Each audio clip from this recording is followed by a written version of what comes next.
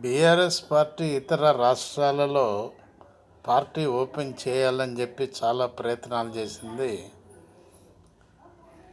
ఇంతకుముందు ఆ 10 సంవత్సరాల అధికారంలో ఉన్నప్పుడు ఇతర రాష్ట్రాలలో పార్టీలు ఓపెన్ చేసింది.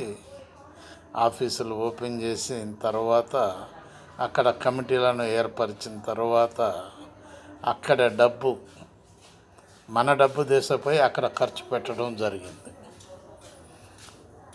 ఇక్కడ ప్రజల డబ్బు ఆ విధంగా ఖర్చు పెట్టడం అనేది ఎవరు అడగటం లేదు. అడిగినా కూడా దానికి సమాధానం రాదు. ఇక్కడ పేద ప్రజలు, మధ్యతరగతి ప్రజలు పన్నులు వేసి, ఇంటి పన్నులు పెంచి, నీటి పన్నులు వేసి ఈ డబ్బంతా ఖర్చు పెట్టడం జరిగింది. ఎన్నో కోట్ల రూపాయలు ఆ 10 సంవత్సరాలు పరిపాలించినటువంటి వాళ్ళ దగ్గర కొన్ని కోట్ల రూపాయలు ఉన్నాయని చెప్పి ఆల్రెడీ కొన్ని రాజకీయ పార్టీలు, ప్రజలు చెప్పటం జరుగుతుంది.